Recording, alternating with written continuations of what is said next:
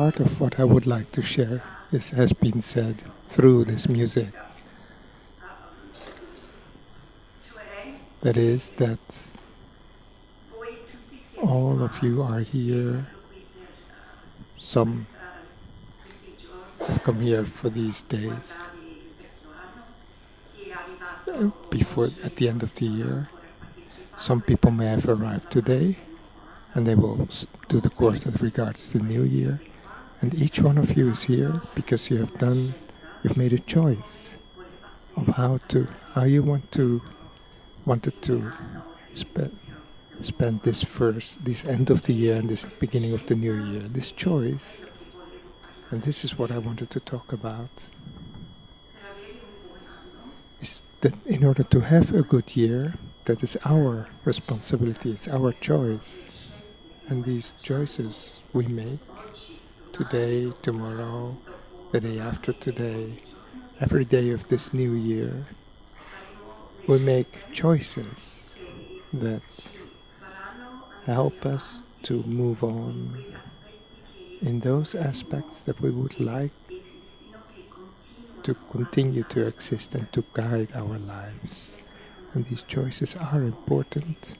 For example, listening to music like this, music that we listen to, the people who listen to that, the things that we read, the things we do in our lives, that will determine, all this will determine whether this will be a good or less than good year. And good, we know, doesn't necessarily mean easy. You understand, you got that through introspection. The job that you have already done during these last days of the year, many of the things that have brought us growth, expansion of the heart and mind, have been things that have not been easy for us in our lives. And these circumstances in our life have the possibility, have allowed us to make the qualities emerge of the soul that are already there. And therefore, I would like to encourage you to keep the heart open, to keep the heart loving, that is not afraid of making the decision to stay open-hearted even in under difficult circumstances, and to have a heart that has courage in it, that is not afraid.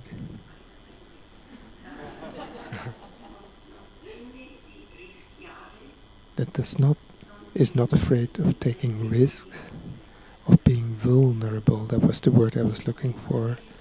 Not to be afraid of being vulnerable, because these circumstances, these are the circumstances that help us to have experiences that we go through from the beginning until the end, and that we want to finish with, get out of with more strength and courage. And so for this new year, my wish for you is that even through trials and difficulties, that they may draw out of you the qualities of the soul of courage and love. I would like to quote Swami Kriyananda at this, as an example of someone who would not allow no one to stop him from asking questions, and to always ask that question. The question he always asked to Yogananda was, what can I do for you today? What do you want me to do for you today, this week, this year, this life?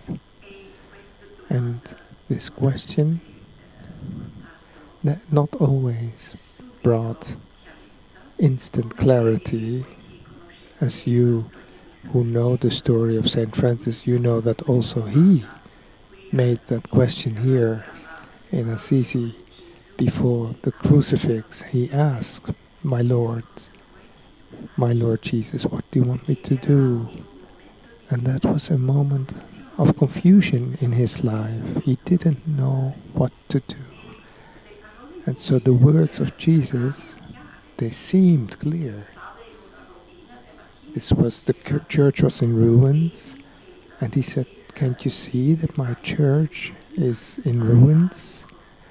Rebuild it, repair it. And so Saint Francis, he understood at that moment that he had to rebuild the church, and that's what he started to do. But that was not the real meaning of these words of Jesus. The meaning was much deeper than that. He was talking about the church, the Catholic Church, the Christian Church, that it had in a way lost its heart. It was going way too far in the direction of hierarchy, of power games, of things that were not the true message of Jesus. And that is what Jesus wanted Saint Francis to do. That with his great heart, his great love for Jesus, that he would be able to help the church to find to rediscover its true mission as a church of Christ. Likewise, in Swamiji's life, the theme of these days of being many hearts make miracles, Swamiji always tried with this question, Master, what do you want me to do? What do you want me to do? He understood that the heart of the Master wanted to reinvigorate, to expand, to express in each heart that divine love, that unconditional love. And Swamiji, in his life, always tried to, when he was answering questions coming to him from seekers, giving that what it took for the heart and the soul of the person, so that that person could understand what his next step was for it towards his own expansion of the heart, and as an expression ever more perfect of the soul. I remember once, some of you may have heard this story, that in another village in California, there was a friend of ours, a lady friend. She was a seeker, and she was married, and then she had a child, and then the couple separated, and there she was, a single mom. At this point, the child was 2 or 3 years old, and she came to Swami Kriyananda, and Devi, whom some of you might know, she is Jyotish's wife, who is spiritual successor to Swami, and Devi and Swami were there, and they had to help the woman in her dilemma, the single mom in her dilemma.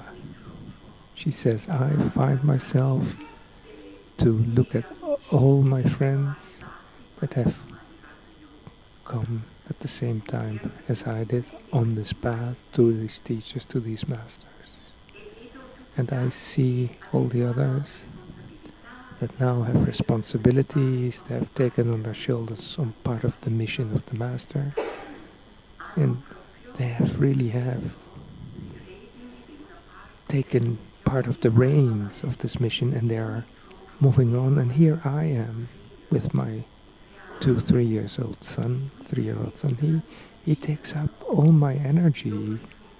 I don't have the opportunity or the possibility to serve as my friends are serving. What can I do? I want to serve. And the other 2 people present, Swamiji started speaking, and he said that his book, The Path, that the new path that some of you may have read, otherwise I would encourage you to read it this year, The New Path. He says to this woman, I wanted, it took me 3 years to be able to write this book, The Path, The New Path, and I understood that during that year I could not travel,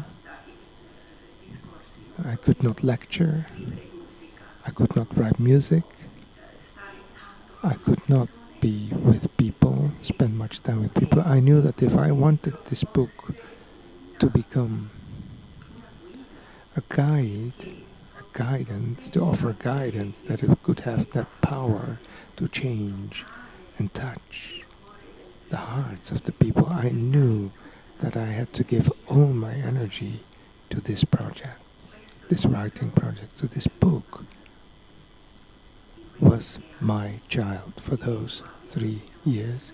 That book needed me. Now, in these 3 years, and even up to a certain age, your child needs you. If this son can become a being that touches the heart of other people, that can guide, influence others, that can really have success as an expression of his own higher self, then for that he will need you. So that is your book, that is your service, that is what you, that is the part of your part of the mission, of the Master's mission, to take the teachings and the truth in the world. Your son, your child is your part. And I have never forgotten this, because each one of us has moments when we think that I don't know if I'm doing the right thing, if I'm doing my part, but if we are doing what we're doing right in front of us, we're doing our part. The other answer also nurtured, supported what Swami said, because Devi herself was a mother, and she knew what it was like to have a little son. She said, you must understand that you cannot open the doors to other possibilities of service, possibilities to serve, if you renounce, if you don't want to do that which God has given you in this moment of your life. If you do this in now with all your heart, energy, enthusiasm, your soul, full 100% of what you are, if you give it your all, then you guide this child, you love this child, you open your heart so that he can feel strong within himself. At that point, if you do that, if you perform this task and you perform it fully, that will open the doors to other things that certainly are there to be done by you. And the magnetism that you create in giving 100% of that, of yourself, that what is right in front of you, that magnetism will open the doors of the project service projects that are awaiting you. And so in this year for you, this is important to remember, so that you don't block that which is trying to happen in your lives, and also to open the doors that are awaiting you. And in a sense, there's one thing that helps to keep the door open, and that is great gratitude. Maybe you have already spoken about this over the past days, the fact that gratitude of that what we have of what continues to create the flow of energy is gratitude for that what we have, and gratitude for that what is coming to you, even though it may not be easy in our lives. And I found on Facebook, sometimes there are things there that really need to be shared on Facebook, partly because it gives inspiration and partly also because it's fun. This is a sentence by Rumi, who was a very well-known sage and appreciated from the East. And Rumi says, I'll say it in English and then I'll try to translate it. Wine for the soul. Go on, get drunk. In italiano.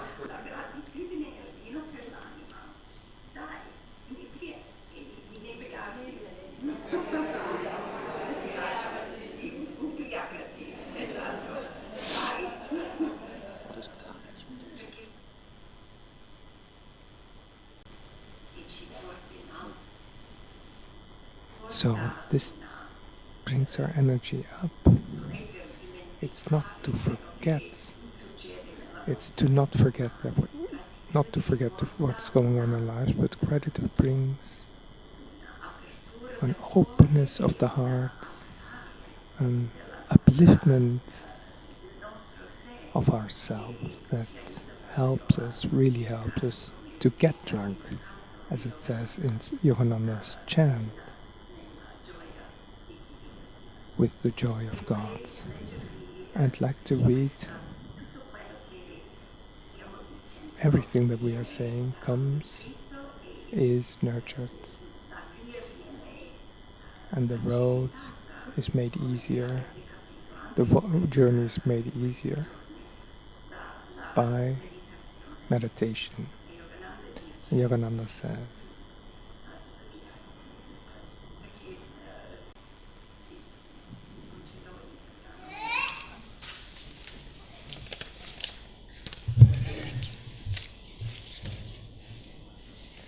Yogananda scrive e dice, by the right method of meditation and devotion. Con il giusto metodo di meditazione e di devozione. E adesso vi prego di fare ciò che lui dice, chiudere gli occhi, sedervi diritti, with the eyes closed and concentrated on the spiritual eye. Con gli occhi chiusi e concentrati nell'occhio spirituale. The devotee knocks at the gates of heaven.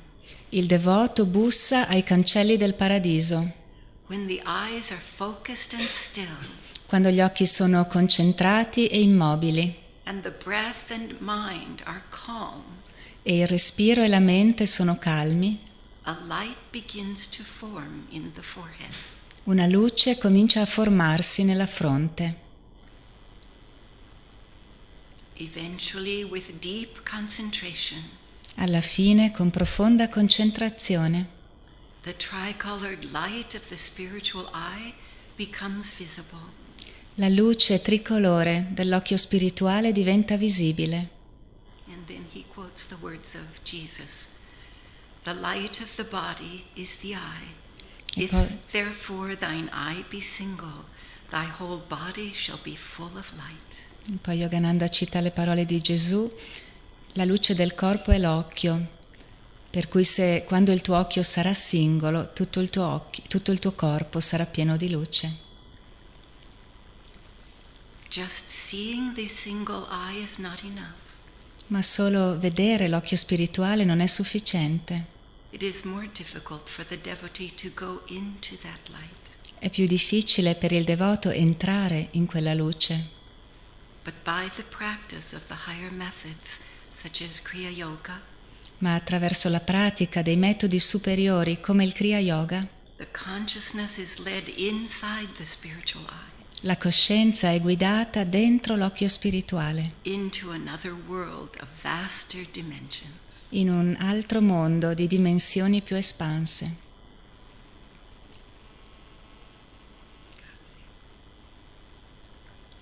E in questa And dimensione in this dimension, this more expanded dimension, here it is that we can experience the theme of these days. United hearts, many hearts make a miracle. And that's what I wish for you, this capacity to open the heart, to watch the light, to move on your unique individual path, but together with many other hearts, and that together we may be able, day after day, introduce the miracle of united hearts, open hearts, hearts that are able to love even under the most difficult circumstances, so that we be rooted, anchored in divine love, in the divine love that is present in us and that we can channel. We, in this year, we can channel to all those whom we meet. Best wishes.